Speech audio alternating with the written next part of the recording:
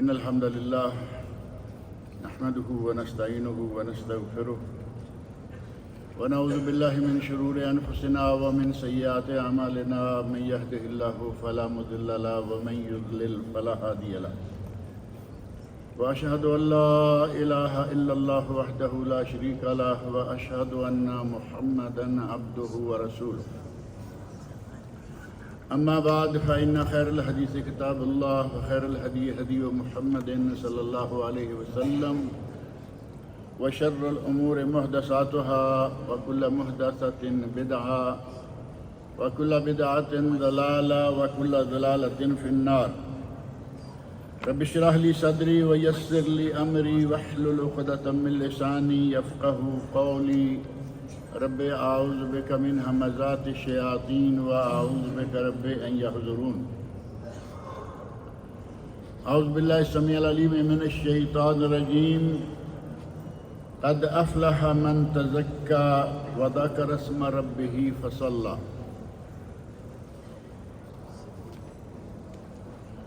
رمضان المبارک اپنی تمام تر رحمتوں، برکتوں اور فضیلتوں کے ساتھ گزرتا جا رہا ہے۔ ابھی کل کی بات ہے کہ ہم رمضان المبارک کے استقبال کی تیاریاں کر رہے تھے اور آج رمضان المبارک کا بہت تھوڑا سا حصہ باقی رہ گیا ہے، بلکہ ہمارے یہاں بر صغیر پاک و ہند میں آج کے جمعہ کو جمعۃ الوداع کہا جاتا ہے یا الوداعی جمعہ، جبکہ شرعاً یہ بات ثابت نہیں ہے کہ یہ الوداعی جمعہ ہے یا جمعۃ الوداع ہے۔ یہ نام ہم نے رکھا ہے، ہمارے لوگوں نے رکھا ہے۔ سلف صالحین امت کے زمانہ میں نبی صلی اللہ علیہ وسلم کے عہد مبارک، صحابہ کرام، خلفائے راشدین، کہیں یہ نام نہیں ملتا جمعۃ المبارک۔ اور جمعۃ المبارک کے ساتھ ہی جمعۃ الوداع، ہر جمعہ ہمیں الوداعی جمعہ سمجھنا چاہیے۔ اصولی طور پر ہمیں نہیں معلوم کہ اگلا جمعہ ہم پڑھ پائیں گے یا نہیں، اگلی نماز تک پہنچیں گے یا نہیں، اگلی سانس آئے گی نہیں، کوئی نہیں جانتا۔ اس لیے خاص اس جمعہ کو جمعۃ الوداع کہنے کی کوئی حقیقت نہیں ہے۔ اور پھر صرف جمعۃ الوداع کہنے کی حد تک ہی نہیں ہم نے چھوڑا، ہم نے اس جمعہ کے ساتھ بہت ساری اور چیزیں جوڑ دی۔ کہا گیا کہ اگر کوئی آدمی اس جمعہ کے دن جو رمضان المبارک کا آخری جمعہ ہے، اگر اس جمعہ کے دن کوئی ایک نماز قضا پڑھے،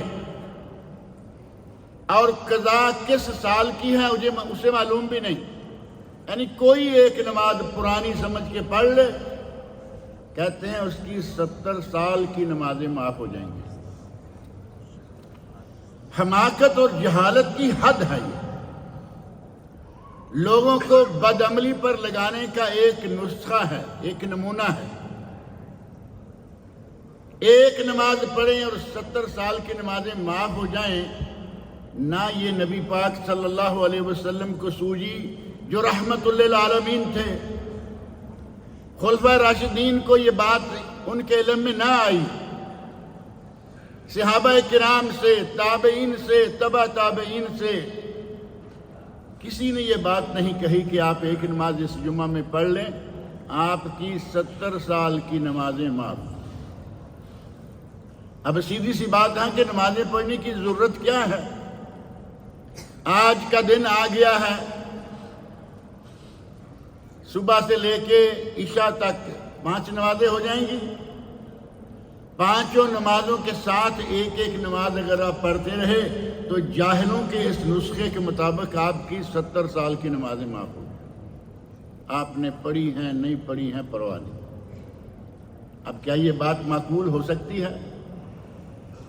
نبی اکرم صلی اللہ علیہ وسلم نے فرمایا ہوتا تو الراس والعین، اگر کوئی بنیاد ہوتی، بسر و چشم کوئی بنیاد نہیں، اپنی طرف سے نسخہ بنا کے کسی مولوی نے ڈال دیا اور بڑا مشہور ہے، جس طرح جمعۃ الوداع کا نام مشہور کیا ہے اسی طرح یہ عبادت بھی مشہور کر دی، اور کسی نے اس عبادت کا نام کیا رکھ دیا؟ قضاء عمری۔ کہتے ہیں کہ اس جمعہ میں ایک نماز پڑھ لیں، پچھلی ساری عمر کی نمازیں معاف۔ آپ نے پڑھی ہیں یا نہیں پڑھی ہیں، ساری کی ساری معاف۔ جان چھوٹی یا نہیں؟ کتنا آسان نسخہ ہے، لوگوں کو بدعملی پر لگانے والی بات۔ قرآن و سنت میں ایسی کوئی نص نہیں جو اس بات کا پتہ دیتی ہو کہ ایک نماز پڑھنے سے آپ کی پچھلی ساری عمر کی نمازیں معاف ہو جائیں گی۔ اگر ایسا ہوتا تو کتاب و سنت میں کہیں نہ کہیں یہ بات موجود ہوتی، لیکن یہ کہیں بھی نہیں۔ رمضان کی ان مبارک گھڑیوں میں ہمیں کرنا کیا ہے؟ ایک تو آج الحمدللہ کتنا 25واں روزہ، 26واں، 25 رات گزری، 26واں روزہ۔ اب پیچھے کتنے رہ گئے؟ 4 یا 3، کیونکہ اسلامی مہینہ 29 کا بھی ہوتا ہے اور 30 کا بھی۔ اب باقی ہمارے پاس بہت تھوڑا سا وقت ہے، لیکن اللہ رب العزت کے گھر سے کبھی بھی نا امید نہیں ہونا چاہیے، کیونکہ نا امیدی مسلمان کا شیوا ہی نہیں ہے۔ اگر کسی سے گزشتہ دنوں میں کوئی کمی کوتاہی ہوئی ہے، ان دنوں میں وہ کوشش کرے تو وہ اپنی کمی کوتاہی نکال سکتا ہے۔ اللہ رب العزت کو راضی کرنے کے لیے کوئی سال نہیں چاہیے، اللہ رب العزت کو راضی کرنے کے لیے مہینے نہیں چاہیے۔ اگر اللہ رب العزت کو راضی کرنا ہو تو اس کے لیے ایک گھڑی چاہیے، ایک گھڑی صرف۔ نبی اکرم صلی اللہ علیہ وسلم نے اللہ کو راضی کرنے کا ایک طریقہ بتایا ہے، اور وہ بڑی مشہور و معروف حدیث ہے، آپ سنتے رہتے ہوں گے کہ سبعۃ یظلھم اللہ فی ظلہ یوم لا ظل الا ظلہ۔ قیامت کے دن 7 لوگوں کو، 7 قسم کے لوگوں کو اللہ اپنے سائے میں جگہ دے گا، جس دن کے دوسرا کوئی سایہ نہیں ہوگا، صرف اللہ رب العزت کا سایہ ہوگا۔ یا کہا جاتا ہے کہ اس دن صرف عرش الہی کا سایہ ہوگا، اور اس سائے کے علاوہ کوئی سایہ نہیں، ہر آدمی کو سائے کی تلاش ہے۔ اس سائے میں اتنے گرمی کے دن، اتنا گرم دن کہ سورج بہت قریب آیا ہوا ہے، اس دن اگر کسی کو سایہ نصیب ہو جائے تو کتنا خوش نصیب ہے وہ انسان۔ نبی اکرم صلی اللہ علیہ وسلم فرماتے ہیں 7 قسم کے لوگوں کو اس دن عرش الہی کا سایہ ملے گا، ان میں سے ایک آدمی وہ ہے ذکر اللہ خالیا ففاضت عیناہ، اس نے اکیلے میں اللہ کو یاد کیا اور اس کی آنکھوں سے آنسو بہہ نکلے۔ اللہ کو راضی کرنے کے لیے کتنا وقت ملا ہے؟ اللہ رب العزت نے اس ایک گھڑی کے عوض اپنی رضا کے ساتھ ساتھ محشر کے دن اسے اپنے سائے میں جگہ دی۔ رجل ذکر اللہ خالیا، اکیلے، رات کا وقت ہے، دن کا وقت ہے، رش نہیں، لوگ نہیں، ظاہرہ کے لوگوں میں کبھی ادھر بھٹکے گا، کبھی ادھر بھٹکے گا، کان کہیں، آنکھ کہیں، دل کہیں، اکیلا ہوگا، اللہ کے ساتھ لو لگا لے اور اللہ رب العزت کو یاد کر کے اس سے ڈر جائے۔ اگر اس نے ڈرنے کے نتیجہ میں آنکھوں سے آنسو بہا لیے، اب قدرتی بات ہے کہ آدمی دل سے اگر ڈر جائے تو بھی آنسو بہہ نکلتے ہیں، اور اگر کوئی حد سے زیادہ خوش ہو جائے تب بھی آنسو بہہ نکلتے ہیں، خوشی کے آنسو اور غمی کے آنسو۔ نبی اکرم صلی اللہ علیہ وسلم فرماتے ہیں اگر کسی نے اللہ کے ڈر سے آنکھوں سے آنسو بہا لیے، اللہ اسے اپنے عرش کے سائے میں جگہ دے گا۔ اللہ کو راضی کرنے کے لیے بہت زیادہ وقت نہیں چاہیے، ہمارے پاس تو ابھی 3-4 دن ہیں۔ اگر کسی نے گزشتہ دنوں میں کوئی کمی کوتاہی کی ہے، کوشش کرے کہ ان دنوں میں ٹکا کے محنت کر لے۔ رمضان کی یہ مبارک راتیں، رمضان کے یہ مبارک دن دوبارہ ملنے والے نہیں ہیں، کوئی نہیں جانتا۔ کسی کے علم میں یہ بات نہیں ہے کہ ہم اگلے رمضان تک زندہ رہیں گے یا نہیں، کیونکہ ہمیں معلوم ہے پچھلے سال کتنے لوگ موجود تھے، اس سال نہیں ہے۔ اللہ رب العزت کا بہت بڑا انعام ہے کہ اس نے ہمیں اس رمضان کو پانے کی توفیق دی، اس کے روزے رکھنے کی توفیق سے نوازا۔ اور رمضان کے آغاز میں کمی کوتاہی کو اگر آپ نے رمضان کے اینڈ میں صحیح کر لیا تو کہا جاتا ہے کہ اگر خاتمہ اچھا ہو تو سمجھے کہ اس کا نتیجہ بھی اچھا ہوگا۔ خیر الختام، اگر رمضان کے اینڈ تک بندے نے اپنے دل کو اللہ کے ساتھ جوڑ لیا، اللہ سے رابطہ قائم کر لیا، اللہ سے رشتہ استوار کر لیا، تو سمجھے کہ اس نے کما لیا۔ اور حسن خاتمہ کی دعا کرتے رہنا چاہیے کہ ہمیں اللہ رب العزت حسن خاتمہ نصیب فرمائے۔ بعض دفعہ ایسا ہے کہ آدمی نیکی تو کرتا ہے لیکن آخر وقت میں آ کر کوئی ایسا کام کر گزرتا ہے جو انسان کو، مسلمان کو لائق ہی نہیں ہوتا۔ اللہ سے ہر وقت یہ دعا کرتے رہنا چاہیے کہ یا اللہ ہمیں حسن خاتمہ عطا فرمانا۔ موت آئے تو نیک حالت میں، موت آئے تو اچھی حالت میں۔ اللہ رب العزت تمام مسلمانوں کو جب جب کسی کو موت آئے انہیں اچھا اور بہترین خاتمہ عطا فرمائے۔ کتنی خوشی کی بات ہے کہ رمضان المبارک کے مہینہ میں ہمیں مسجدیں بھری ہوئی نظر آ رہی ہیں۔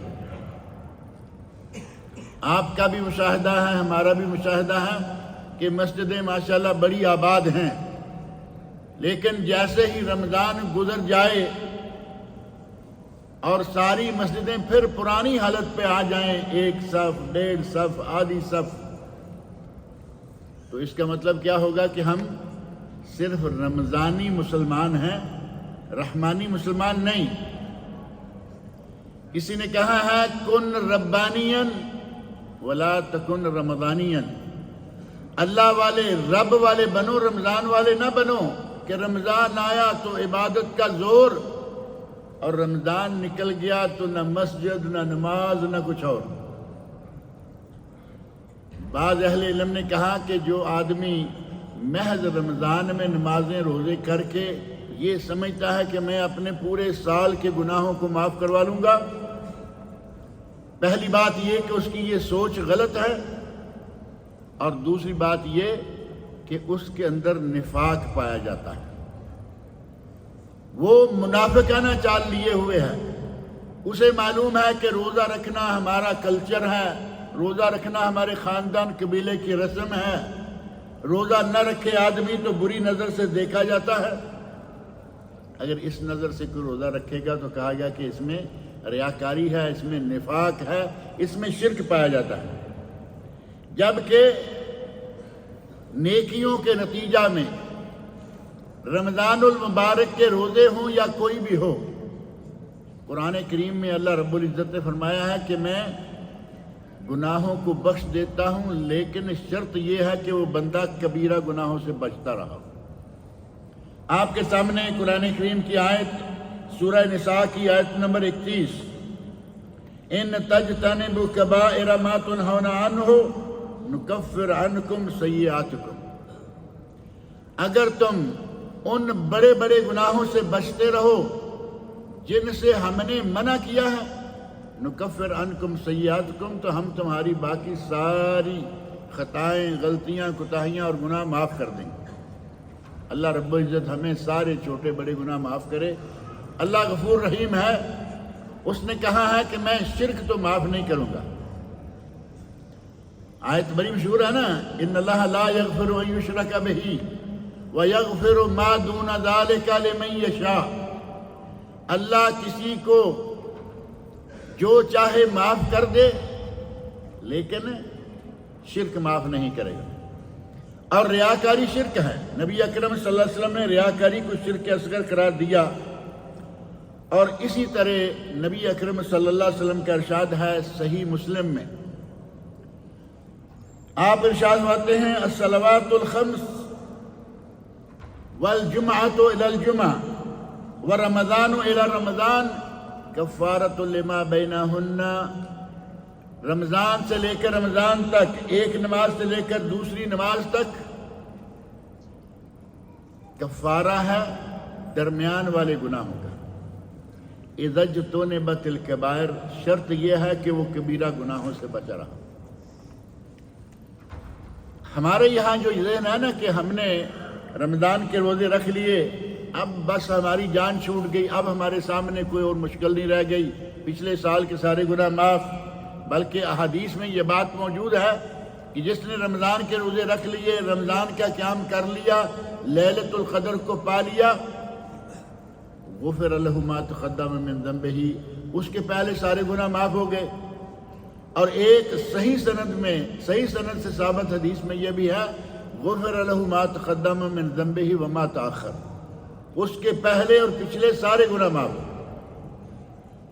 لیکن قرآن کریم کی اس آیت سورۃ النساء کی آیت نمبر 31 اور صحیح مسلم کے اس حدیث کی روح سے پتہ چلتا ہے کہ اللہ تعالیٰ سارے گناہ معاف کر دیتا ہے سوائے کبیرہ گناہ۔ کبیرہ گناہ توبہ کیے بغیر معاف نہیں ہوتے، اور ہمارے پاس توبہ کا بہترین موقع ہے، رمضان ہے، مبارک گھڑیاں ہیں، اللہ مہربان ہے، مہینہ نیکیوں کا، مہینہ اپنے دلوں کی طہارت کا، اپنی اصلاح قلب کا مہینہ۔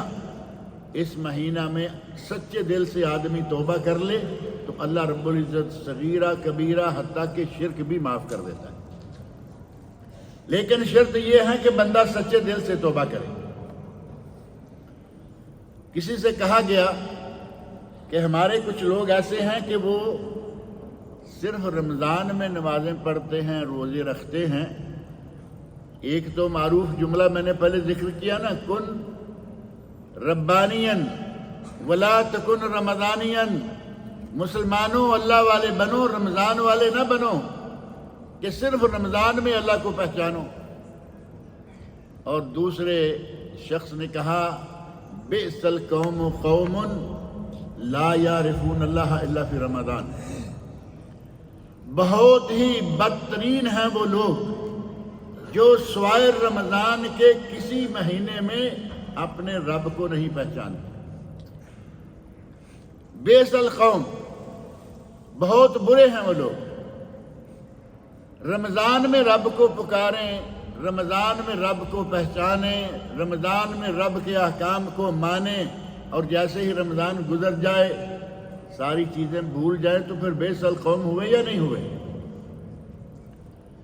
ہمیں رمضان المبارک کے نکلنے سے پہلے توبہ کر کے پچھلے سارے گناہ معاف کروا لینے چاہیے، اور آئندہ کے لیے ہمیں عزم کر لینا چاہیے، پوری طرح ارادہ کہ ہم انشاءاللہ آئندہ گناہ کی زندگی کی طرف نہیں لوٹیں گے۔ آدمی رمضان کا پورا مہینہ روزے رکھ کر اللہ رب العزت کو راضی کرے اور رمضان نکلتے ہی وہ کام شروع کر دے جس سے اللہ ناراض ہوتا ہے۔ قرآن کریم میں اللہ رب العزت نے ایسے بندوں کی مثال دی ہے کہ تم اس عورت کی طرح نہ ہو جاؤ جو ساری رات سوت کاٹتی رہتی ہے چرخے کے ساتھ۔ دھاگا بنانا، چرخہ معلوم ہے یا نہیں؟ چرخہ جس سے عورتیں روئی اور اون ان کے دھاگے یا رسیاں بناتی ہیں، مرد بھی بناتے ہیں، عورتیں بھی بناتی ہیں۔ اللہ رب العزت ارشاد فرماتے ہیں کہ تم اس عورت کی طرح نہ ہو جاؤ کہ وہ پوری رات تو دھاگا نکالتی رہی، بناتی رہی، اور جب دن چڑھا کینچی لی اور سارے دھاگے کو کاٹ کے خراب کر دیا۔ اس عورت کی طرح نہ ہو جاؤ۔ رمضان المبارک میں اللہ کو راضی کرنے کے لیے نمازیں پڑھی، 5 پڑھی، بلکہ 6 بھی بڑی پابندی سے تراویح بھی پڑھی، اور رمضان نکل گیا تو دھاگا کاٹ کے پھینک دیا ہم نے۔ ایسا ہونا چاہیے؟ اس عورت کی طرح نہ ہو جاؤ۔ جو ساری رات داغا کاٹے اور صبح ہونے پر داغے کو کاٹ کر پھینک دے۔ رمضان المبارک ختم ہونے کے قریب ہے۔ رمضان المبارک ختم ہوتا ہے تو مسلمانوں کو بڑی خوشی ہوتی ہے اور ہونی بھی چاہیے۔ اور یہ خوشی کس بات ہے؟ ہمیں خوشی اس لیے ہوتی ہے کہ الحمدللہ ہم نے اللہ رب العزت کا ایک فریضہ ادا کر لیا۔ خوشی کی بات آئی یا نہیں؟ مسلمان روزے دار خوش ہوتا ہے کہ اس نے ایک فرض ادا کر لیا۔ جس طرح خوش ہونے پر رمضان المبارک کے آخر میں عید آتی ہے، خوشی کا موقع اللہ رب العزت نے مہیا کیا ہے۔ اسلام دین فطرت ہے۔ جس طرح خوشی آدمی چاہتا ہے، اسلام نے بھی موقع خوشی کرنے کے لیے اسے دن مقرر کر دیے ہیں۔ نبی اکرم صلی اللہ علیہ وسلم مدینہ منورہ تشریف لے گئے اور دیکھا کہ وہاں لوگ خوشی مناتے ہیں۔ پوچھا کہ یہ کیا دن ہیں جن دنوں میں تم خوشی منا رہے ہو؟ تو انہوں نے کہا کہ ہم عہد جاہلیت میں کھیل کود کیا کرتے تھے، یہ وہی دن ہے۔ مہرجان تھا، نوروز تھا، وہ کوئی پارسیوں کے دن تھے، آتش پرستوں کے۔ انہی دنوں میں عہد جاہلیت میں لوگ بھی خوشیاں منا لیتے تھے، عرب بھی، جبکہ وہ عرب میں سے نہیں ہیں۔ فارس باہر سے رسمیں آئیں، وہاں عہد جاہلیت میں عربوں میں بھی وہ رواج پا گئیں۔ نبی اکرم صلی اللہ علیہ وسلم نے ارشاد فرمایا، تمہیں اللہ رب العزت نے قد ابدل لکما خیر منہما، تمہارے لیے اللہ رب العزت نے 2 دن ان سے بہتر دے دیے۔ اور وہ دن کون کون سے ہیں؟ عید الفطر اور عید الاضحیٰ۔ ان 2 دنوں میں خوشی منائیں، کھیل کود کریں، کوئی حرج نہیں، لیکن کھیل کود کیسا کریں گے؟ مسلمان کے اور کافر کے کھیل کود میں بھی کتنا فرق ہے۔ مسلمان حلوہ پکائیں گے، میٹھی عید کہتے ہیں نا چھوٹی عید کو، حلوہ پکائیں گے، حلوہ کھائیں گے، جوس پئیں گے، بریانیاں کھائیں گے، حلال چیز کھائیں گے، حرام کے قریب نہیں جائیں گے۔ اور کافروں کے تہواروں پر کیا ہوتا ہے؟ ناچ گانے، میوزک، شرابیں، نشہ، بد مستیاں۔ اسلام کے اور کفر کے تہواروں میں کتنا فرق ہے۔ مسلمانوں کے تہوار مقدس، نماز پڑھی جاتی ہے 2 رکعتیں، خطبہ ہوتا ہے عید کا، نئے کپڑے پہنے ہوئے ہیں، اچھے اچھے کھانے کھاتے ہیں اور اللہ کا شکر بجا لاتے ہیں کہ الحمدللہ ہم نے ایک فریضہ مکمل کر دیا، رمضان کے روزے ہم نے مکمل کیے۔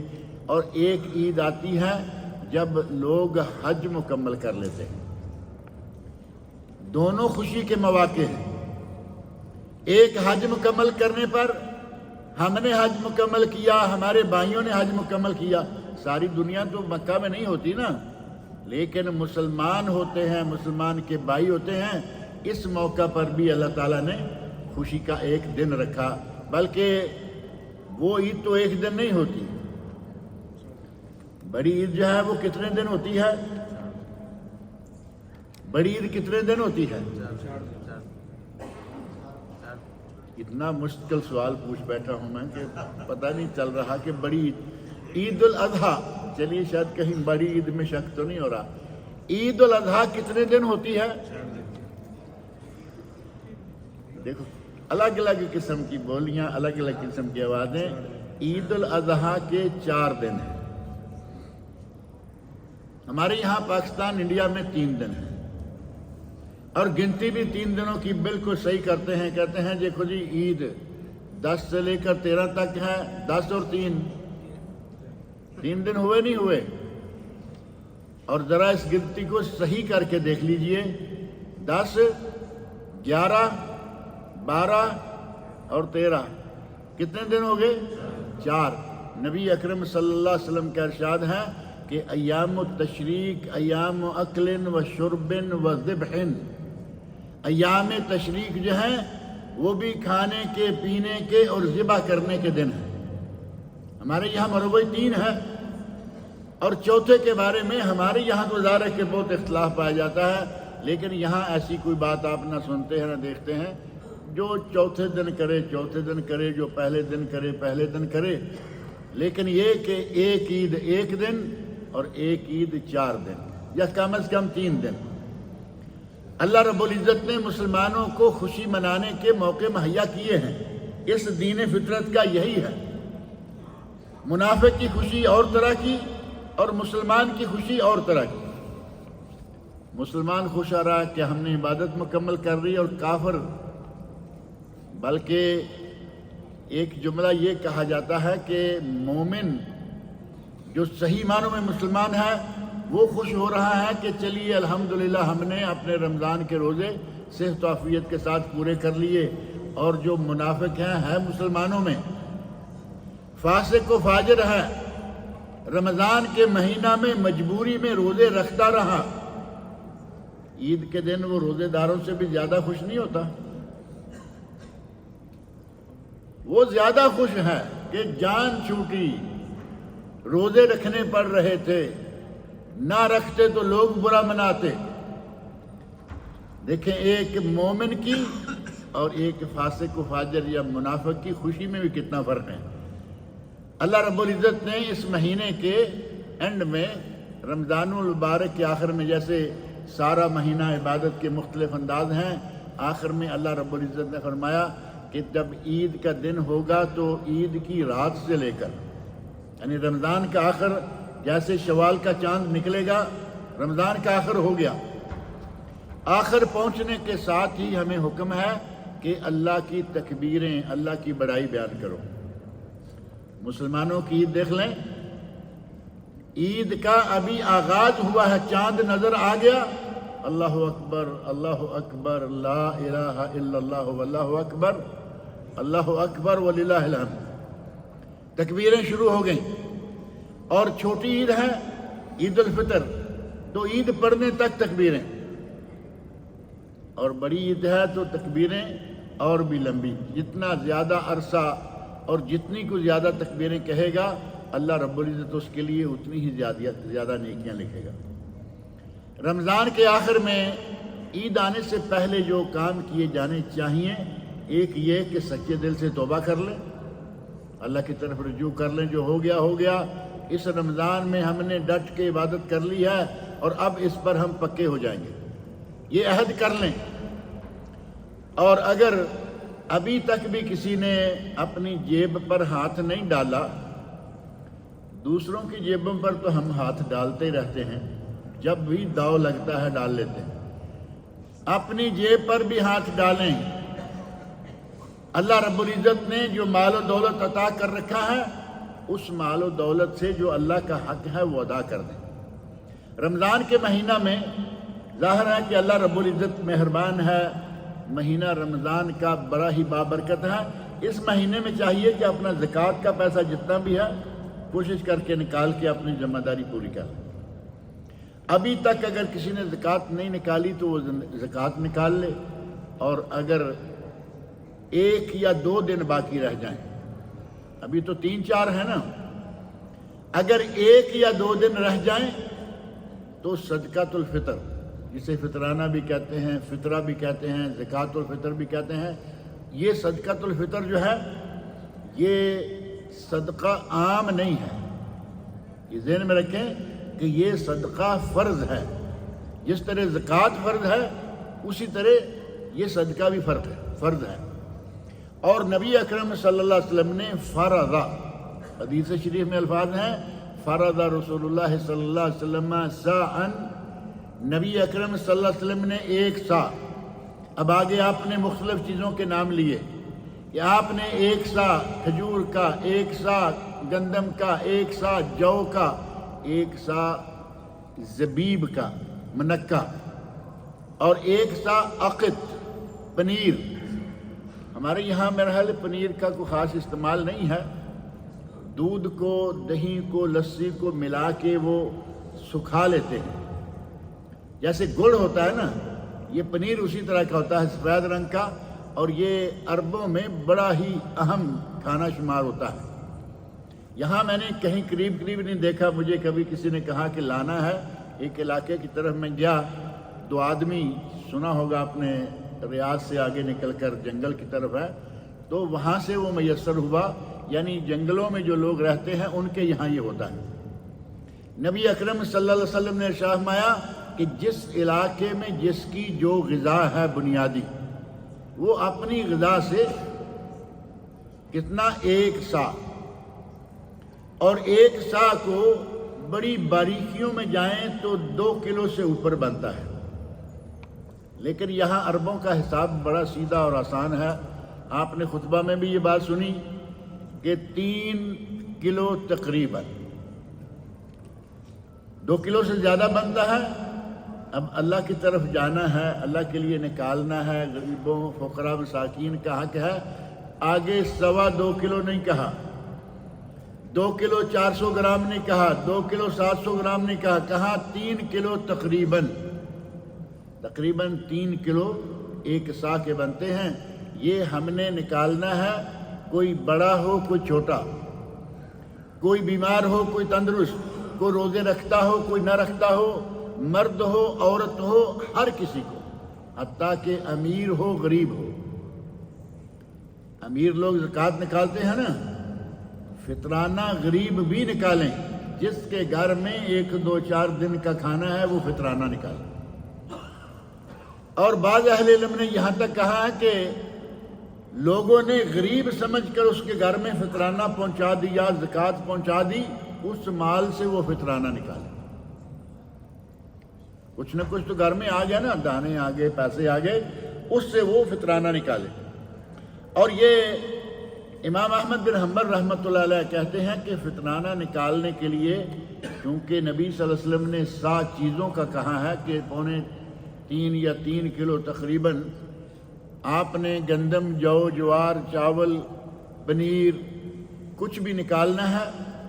انہیں کہا گیا کہ حضرت عمر بن عبدالعزیز جو ہیں وہ تو پیسے یا درہم بھی لے لیا کرتے تھے۔ تو امام احمد بن حنبل رحمۃ اللہ نے بڑی اچھی بات کہی، کہا دیکھو میں کہہ رہا ہوں کہ نبی صلی اللہ علیہ وسلم نے فرمایا غلہ یا اناج صدقہ فطر میں دو، تم کہہ رہے ہو کہ عمر بن عبدالعزیز لے لیا کرتے تھے، میں کہتا ہوں کہ نبی صلی اللہ علیہ وسلم نے غلہ یا اناج مقرر کیا ہے، میں کہتا ہوں قال رسول اللہ، تم کہتے ہو عمر بن عبدالعزیز کرتے تھے۔ بات سمجھ میں آ رہی ہے نہیں؟ نبی صلی اللہ علیہ وسلم کے ارشاد کو، آپ کے عمل کو چھوڑ کر کسی صحابی کا عمل بھی قبول نہیں کیا جاتا۔ اور عمر بن عبدالعزیز رحمۃ اللہ علیہ بڑی عظیم شخصیت گزرے ہیں، بلکہ انہیں کہا گیا کہ وہ 5ویں خلیفہ راشد تھے۔ خلفائے راشدین 4 کے بعد اللہ رب العزت نے انہیں ایسی توفیق دی کہ خلفائے راشدین کی طرز کی حکومت قائم کی۔ اتنے عظیم انسان ہیں، لیکن اس کے باوجود امام احمد رحمۃ اللہ نے بڑا صاف کہا کہ رسول اللہ صلی اللہ علیہ وسلم کے مقابلے میں عمر بن عبدالعزیز کی بات جو ہے اس پہ عمل نہیں کیا جائے گا، ہمیں غلہ نکالنا ہے۔ یہاں یہ اعلان ہو چکا ہے باقاعدہ، جمعیہ خیریہ، مبرۃ الاحسان، جمعیت البر، جتنی یہاں جمعیتیں فطرانہ زکوٰۃ وغیرہ اکٹھی کرتی ہیں، ان کا کہنا ہے کہ آپ کے فطرانے کی قیمت ہے 21 ریال، یعنی کم از کم 21 ریال، 21 دیں، 25 دیں، 30 دیں، زیادہ دیں، جیسے تقریباً 2.25 کلو کہا، اسی طرح کم از کم 21 ہے، جتنے بھی زیادہ دیں گے اتنا اچھا ہے۔ اور یہ آپ کے پیسے کو کیش کی شکل میں فقراء تک نہیں پہنچائیں گے۔ آپ کو کہہ رہے ہیں نا کہ پیسے دے دیں، تاکہ آپ کہاں گندم خریدتے پھریں گے اور کہاں ڈھونڈتے پھریں گے فقراء مساکین کو۔ ان کے یہاں باقاعدہ ایڈریس ہوتے ہیں، گھروں کے لوکیشنیں ہوتی ہیں، یہ آپ کا جتنا پیسہ ان کے پاس جمع ہوگا اس سے غلہ خریدیں گے، یہاں کی جو بنیادی غذا ہے وہ خرید کر اسے پھر لوگوں کے گھروں تک پہنچائیں گے۔ ایک تو یہ رہا کہ ہمیں غلہ نکالنا ہے، غلے کی اگر قیمت ادا کر دیں گے یہ کہہ کر کہ دینا غلہ ہی ہے تو جائز۔ اگر ڈائریکٹ کہیں کہ نہیں یہ میری طرف سے مسکین کے ہاتھ میں ریال ہی دینے ہیں یا پیسے ہی دینے ہیں تو یہ سنت کے خلاف ہے، کیونکہ نبی اکرم صلی اللہ علیہ وسلم نے پیسے مقرر نہیں فرمائے۔ بعض اہل علم نے بڑی اس معاملے میں سختی کی اور کہا کہ ہر حال میں عید الفطر کے موقع پر جو فطرانہ دینا ہے یہ صرف غلہ ہی دینا ہے۔ علامہ ابن عثیمین رحمۃ اللہ نے کہا زکوٰۃ کا مسئلہ آئے پیسے دے دو، جانوروں کی زکوٰۃ کا مسئلہ آئے پیسے دے دو، غلے کی زکوٰۃ کا عشر کا مسئلہ آئے پیسے دے دو، لیکن عید الفطر کے موقع پر صرف غلہ دو، کیونکہ نبی اکرم صلی اللہ علیہ وسلم نے یہاں صرف غلہ ہی مقرر فرمایا ہے۔ بہرحال صدقہ جو ہے یہ صدقۃ الفطر، اس کا حساب کر کے اگر آپ کے یہاں قرب و جوار میں کچھ ایسے لوگ موجود ہیں، معلوم ہوتا ہے کہ فقراء مساکین ہیں، آپ کو معلوم نہیں تو ان جمعیتوں کو معلوم ہے، کسی اسلامی اور خیراتی ادارے میں یہاں جمع کرا دیں، وہ مسکینوں تک پہنچا دیں گے۔ یا پھر ایک یہ ہے کہ آپ کو کوئی اور راستہ نظر نہیں آتا کہ میں پیسے یہ کہاں دوں، اور عید کی رات بھی قریب آ گئی، 1 یا 2 دن پہلے دینا جائز ہے۔ صحابہ کرام صحیح بخاری اور صحیح مسلم میں حضرت عبداللہ بن عمر رضی اللہ عنہ فرماتے ہیں وہ خود عید سے 2 دن پہلے یہ صدقہ ادا کر دیا کرتے تھے فطرانہ، اور کہتے ہیں کہ صحابہ کرام اپنے ساتھیوں کا بھی کہتے ہیں کہ صحابہ کرام عید سے 2 دن پہلے صدقہ یہ دے دیا کرتے تھے۔ فرض کب ہوتا ہے؟ یہ صدقہ فطر فرض ہوتا ہے چاند نظر آنے پر، اور آخری حد کب تک ہے؟ عید کی نماز پڑھ لینے تک، بس۔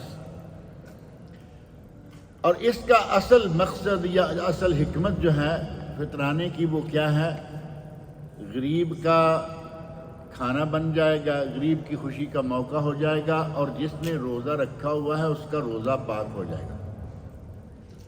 نبی اکرم صلی اللہ علیہ وسلم فرماتے ہیں طہرۃ للصائم من اللغو والرفث، یہ روزے دار کی زبان سے، آنکھ سے، کان سے کوئی بھی ہوئی کوتاہی ان کوتاہیوں کی معافی کا سبب بن جائے گا، اور اگر کوئی زبان سے بد زبانی یا کوئی فوش گوئی ہو گئی ہے یا کوئی فوش حرکت ہو گئی ہے تو اس کا بھی مداوع یا علاج ہو جائے گا، یہ روزہ پاک صاف ہو جائے گا۔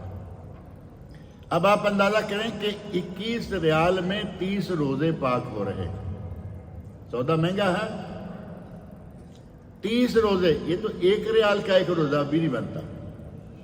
اگر آپ روزے کو واش کرنا چاہتے ہیں، روزے کو ڈرائی کلین بھی کہہ سکتے ہیں میرے خیال، روزے کو ڈرائی کلین کرنا ہے کہ ہماری کمیوں کوتاہیوں سے پاک ہو جائے اور اللہ رب العزت اسے قبول کر لے، تو یہ صدقہ فطر جو ہے اس کے ادا کرنے کا اہتمام کریں۔ اہتمام یہ نہیں ہوتا کہ پیسے جیب میں ڈالے چل دیے، عیدگاہ کے پاس دیکھا کہ لوگ بیٹھے ہوئے ہیں، عورتیں ہیں، مرد ہیں، بچے ہیں، وہاں جا کے لوگوں کے ہاتھ میں 10-10 5-5 ریال تھما دیے، یہ اہتمام نہیں ہے۔ اہتمام یہ ہے کہ نبی صلی اللہ علیہ وسلم فرماتے ہیں طہرۃ للمساکین، طعمۃ للمساکین، طہرۃ للصیام من اللغو والرفث وطعمۃ للمساکین، یہ مساکین کے لیے کھانے کا سبب بن جائے۔ اب عیدگاہ کے پاس جا کے آپ نے جو پیسے ادا کیے اس سے وہ کیا کرے گا؟ عید کے دن تو دکانیں ویسے بند ہوتی ہیں، کہاں جا کے وہ چاول خریدے گا، حلوہ خریدے گا؟ اگر آپ پہلے دیں گے تو پھر اس کے کام آئیں گے نا پیسے۔ لہذا کوشش کریں کہ عید سے 1 دن یا 2 دن پہلے صدقہ فطر جو ہے یہ ادا کر دیں۔ اور یہ دینا کہاں چاہیے؟ اپنے قرب و جوار میں اگر فقراء ہیں ٹھیک ہے، اور اگر آپ کے قرب و جوار میں کوئی نہیں ہے تو پھر ایسی انتہائی یا مجبوری کی حالت میں آپ یہ کسی دوسرے ملک میں بیچ سکتے ہیں۔ ہمارے یہاں قریب تو دیکھتے بھی نہیں، کہاں کہ بھائی فطرانہ اس مرتبہ مجھے جمع کرانا، میں بھیجوں گا۔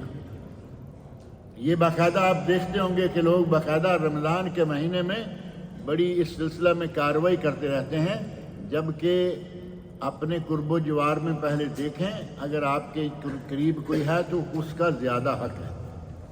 حتیٰ کہ یہاں تک کہا گیا کہ صدقہ جس علاقے میں نکالا جائے اسی علاقے کے لوگوں کو دیا جائے۔ زکوٰۃ کے بارے میں تو باقاعدہ نبی اکرم صلی اللہ علیہ وسلم کا حکم ہے، تؤخذ من اغنیائہم وترد الی فقرائہم، جس علاقے کے مالدار لوگوں، غنی لوگوں سے زکوٰۃ لی جائے گی اسی علاقے کے غریب لوگوں کو دی جائے گی۔ اور یہ بھی تو زکوٰۃ ہے نا، زکوٰۃ الفطر، نام ہی اس کا زکوٰۃ الفطر ہے۔ وہ مال کو پاک کرتی ہے، یہ ہمارے روزوں کو پاک کرتی ہے۔ پہلا کام یہ کہ اپنے قرب و جوار میں دیکھیں، اگر قرب و جوار میں کوئی نہیں ملتا تو پھر آپ اپنے ملک میں بیچ سکتے ہیں۔ اور ایک یہ بھی آپ کر سکتے ہیں کہ اپنے ملک کے یہاں سے پیسے بھیجنے کی بجائے آپ کہہ سکتے ہیں کہ بھئی 21 ریال کے کتنے روپے بنتے ہیں، پاکستان میں کتنے بنتے، انڈیا میں بنتے ہیں، ہر کسی کو اپنے اپنے ملک کا معلوم ہے۔ اتنے پیسے میرے، اس کا غلہ خریدو اور تم اپنا 3 کلو سارے غلہ خریدو۔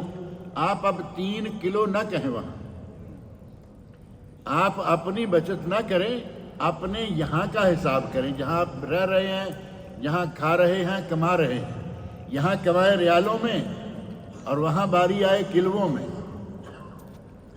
اب کلو یہاں کے چاہیے، اور یہاں کے کلو والوں نے کہا 3 کلو جو ہیں ان کی قیمت لگائی کم از کم 21 ریال۔ تو انہیں کہیں کہ 21 ریال کے، انہیں آپ کو جمع تفریق کر کے بتانے کی کیا ضرورت ہے؟ بھائی ان کا 400 بنتا ہے، 500 بنتا ہے، ہماری طرف سے 400-500 ڈالو، اور اپنے جتنا بھی افراد ہیں 3 کلو پر ہیڈ کے حساب سے صدقہ نکالو اور وہ وقت پر لوگوں کے یہاں پہنچا دو۔ اب یہ چیزیں الحمدللہ اتنی آسان ہو گئی ہیں کہ نہ چٹھی جانے میں وقت لگتا ہے، پہلے لیٹر جانے میں وقت لگتا تھا۔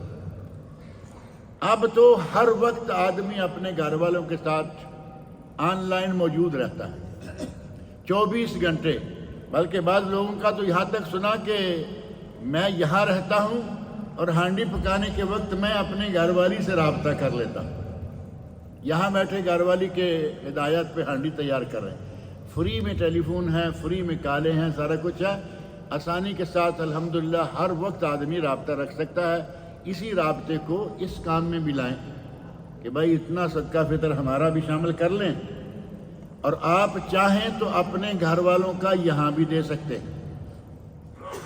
زیادہ کرنے کی نیت ہو، زیادہ ثواب کمانے کی نیت ہو، 21 ریال پر ہیڈ، جس کے گھر میں جتنے افراد ہیں، 5 افراد ہوں تو 105 ہو گئے نا، سیدھے سیدھے 10 افراد ہیں تو 210۔ اس حساب سے اگر یہاں نکالیں گے تو یہ بھی جائز ہے، یہاں نکالیں وہاں نکالیں یا دونوں جگہ پر، آپ کا یہاں اور ان کا وہاں، دونوں جگہ پر جائز ہے۔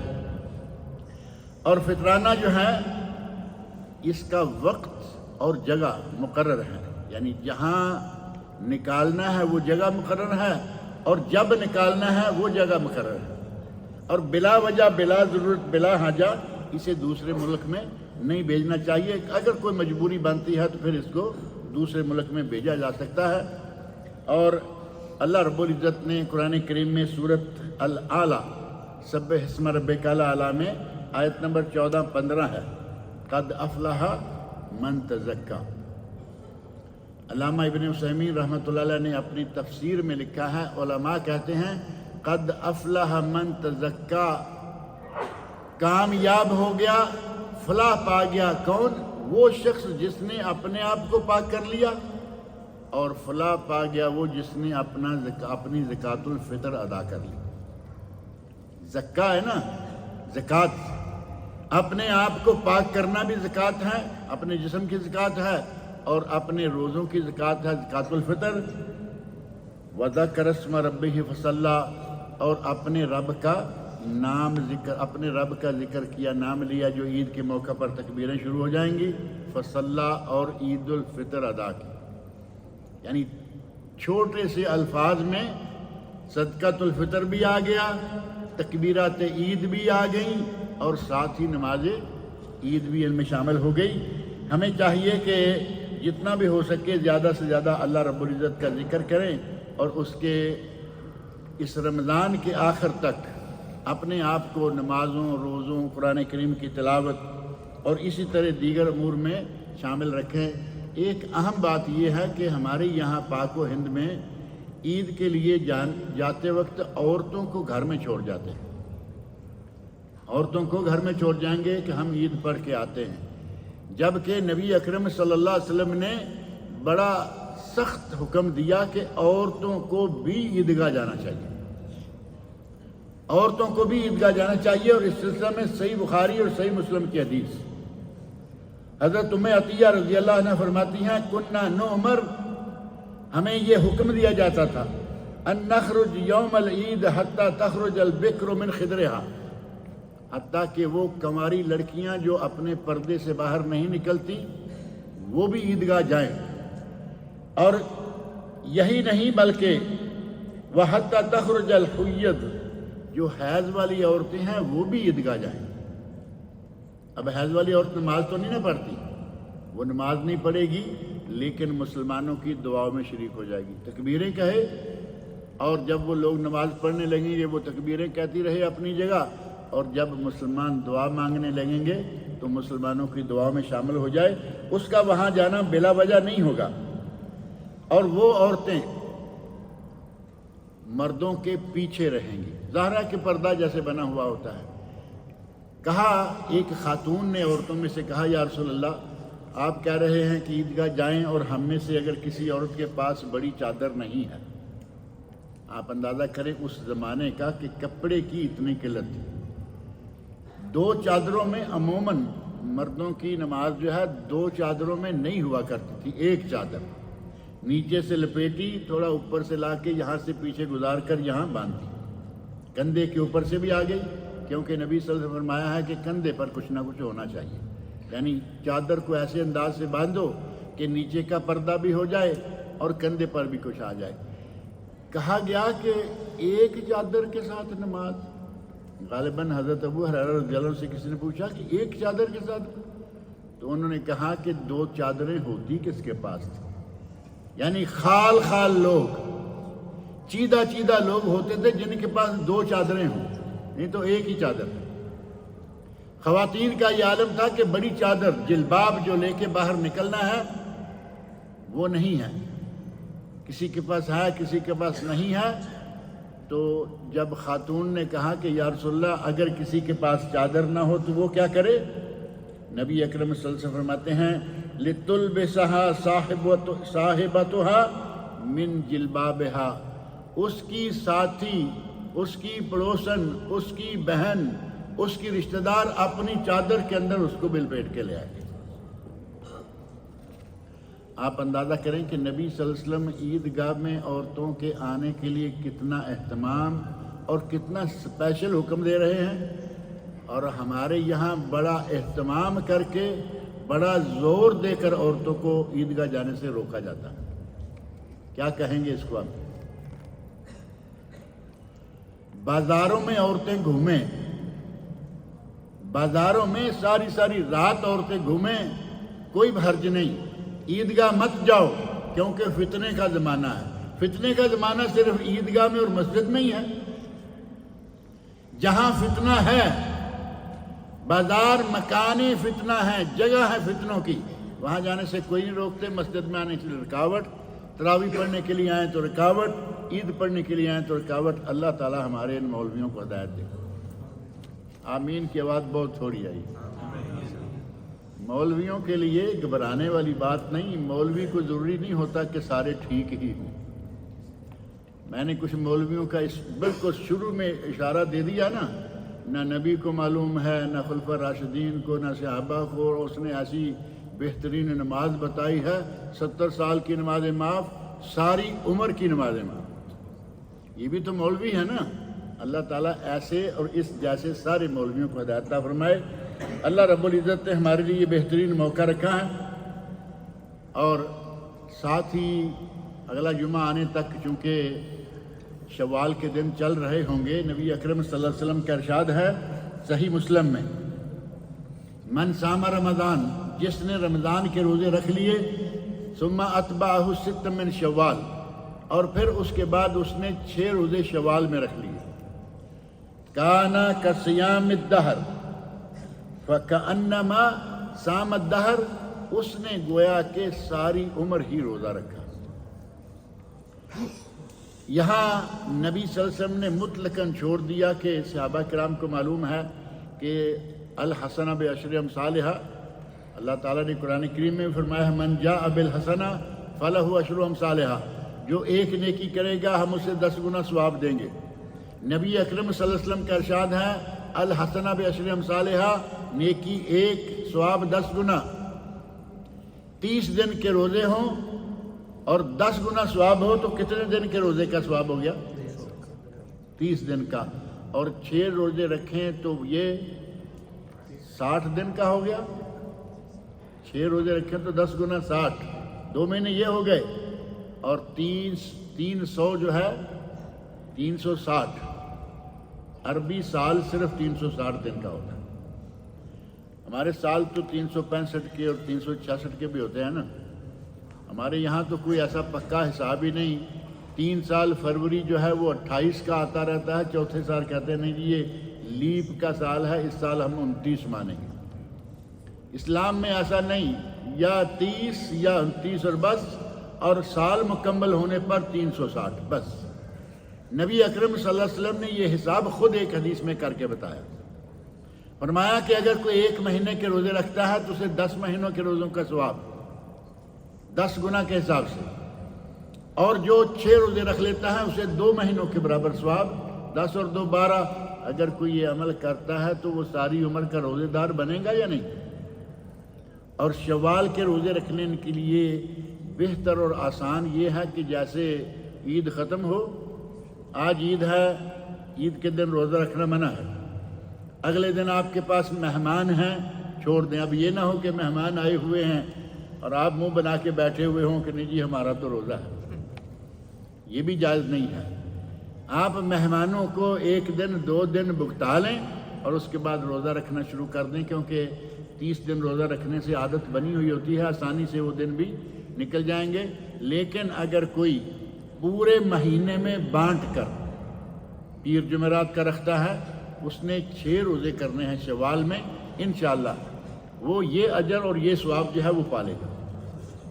لہذا یہ بھی ذہن میں رکھیں کہ ہم نے انشاءاللہ یہ روزے بھی رکھنے ہیں۔ مسلمانوں کی عیدیں صرف 2 ہی ہیں، عید الفطر اور عید الاضحیٰ، اور آج کل مسلمانوں کی عیدیں تو بہت زیادہ ہو گئی۔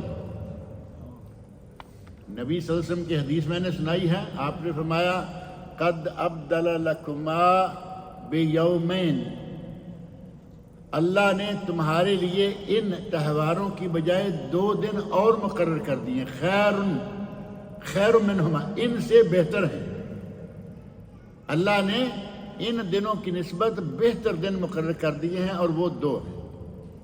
اور ہمارے یہاں بھی یہ 2 نہیں، ہمارے یہاں تو بہت ہو گئے، ایک عید الفطر، ایک عید الاضحیٰ، ایک عید میلاد، ایک عید الام مدر ڈے، عرب لوگ اس کو عید الام کہتے ہیں، ہمارے یہاں مدر ڈے کہتے ہیں، عید الاب، عید المعلم، ٹیچر ڈے۔ اب کتنی عیدیں ہو گئی ہیں؟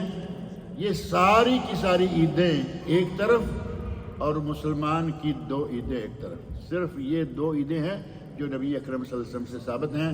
عید قریب آنے والی ہے، اللہ رب العزت ہمیں بقیہ روزے بھی رکھنے کی توفیق عطا فرمائے، اور عید کی خوشیاں تمام مسلمانوں کو اللہ تعالیٰ نصیب فرمائے۔ اللہ تعالیٰ مجھے اور آپ سب لوگوں کو نیک عمل کی توفیق دے۔